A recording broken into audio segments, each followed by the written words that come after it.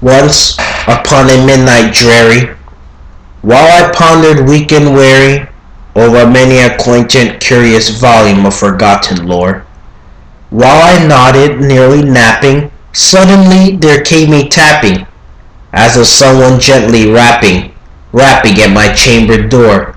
"'Tis some visitor," I muttered, "tapping at my chamber door, only this, and nothing more."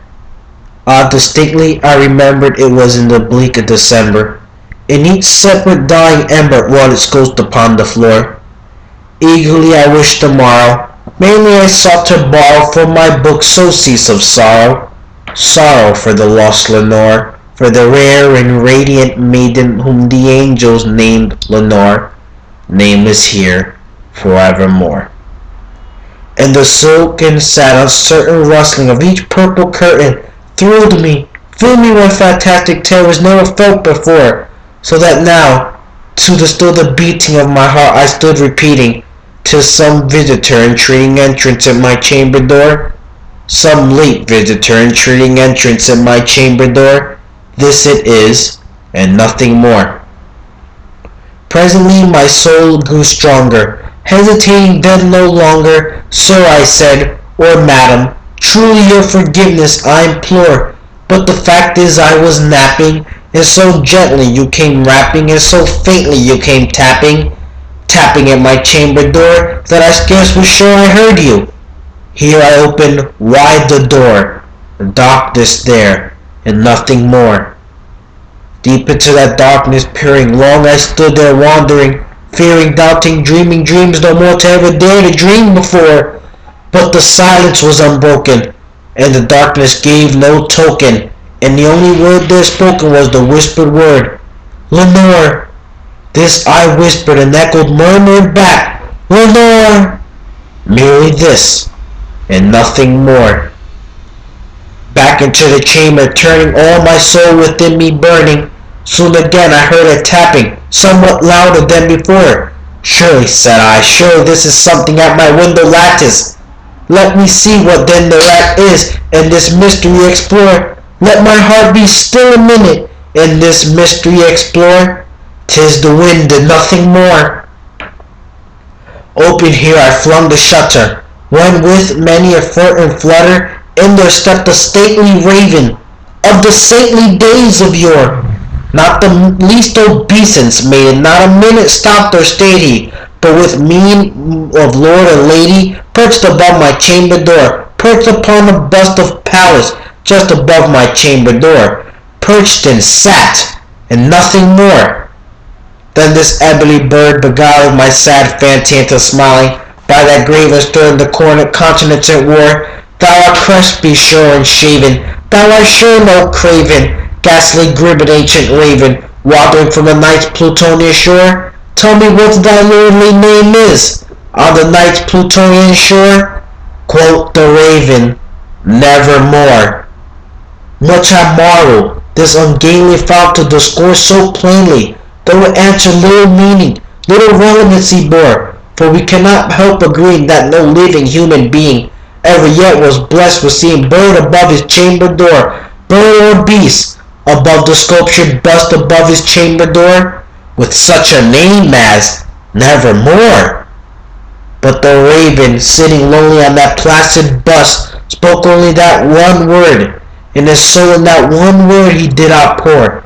Nothing further than he uttered, not a feather than he fluttered. Still I scarcely more than muttered, "Other friends have flown before. On the morrow he will leave me, as my hopes had flown before." Then the bird said, "Nevermore." Startled at the stillness broken by reply so aptly spoken, "Doubtless," said I, "what in others it is only stock and store, caught from unhappy master, whom unmerciful disaster followed fast and followed faster, till his songs of one burden bore, till the dirges of his hope that melancholy burden bore, of never, nevermore." But the raven, still beguiling all my sad soul into smiling, straight I wheeled a cushioned seat in front of bird, bust, and door. Then upon the velvet sink I betook myself into leaking, fancy unto fancy, thinking what this ominous bird of yours, what this grim, ungainly, ghastly, gaunt, ominous bird of yours meant in croaking, nevermore. This I sat engaged in guessing, but no syllable expressing to the fowl whose fury eyes now burden bore bosom core.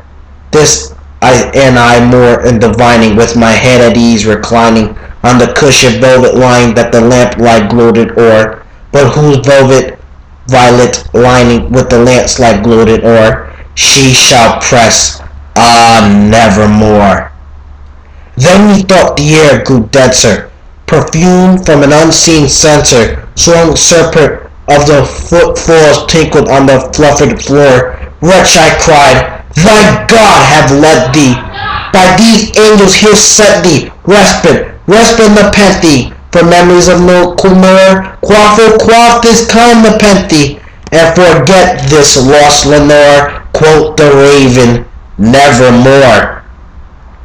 Prophet, said I, thing of evil, prophet still is bird or devil, whether tempest sent, or whether tempted tossed thee here ashore, desolate yet all undaunted in this desert land enchanted, on this home of horror haunted. Tell me, I implore, is there balm in Gilead? Tell me, I implore. Quoth the raven, nevermore. Prophet, said I, thing of evil, prophet still, if bird or devil, by that heaven that bends above us, by that God we both adore, till this soul with sorrow laden, with a distance aided, it shall clasp a sated maiden, whom the angels name Lenore, clasp a rare and radiant maiden, whom the angels name Lenore. Quoth the raven, nevermore. Be that word our sign of parting, bird or fiend I shriek upstarting. Get back thee into the tempest in the night's Plutonian shore, leave no black plume as a token of that lie soul has spoken. Leave my loneliness unbroken, quick above my chamber door. Take thy beak from out my heart, and take thy form from out my door. Quoth the raven, nevermore. And the raven never fliffing, still is sitting on that placid dust of palace just above my chamber door. And its eyes have all the seeming of a demon's that is dreaming, and the lamplight gloated o'er him streaming throws his shadow on the floor. And out my soul from out that shadow that lies floating on the floor shall be lifted nevermore.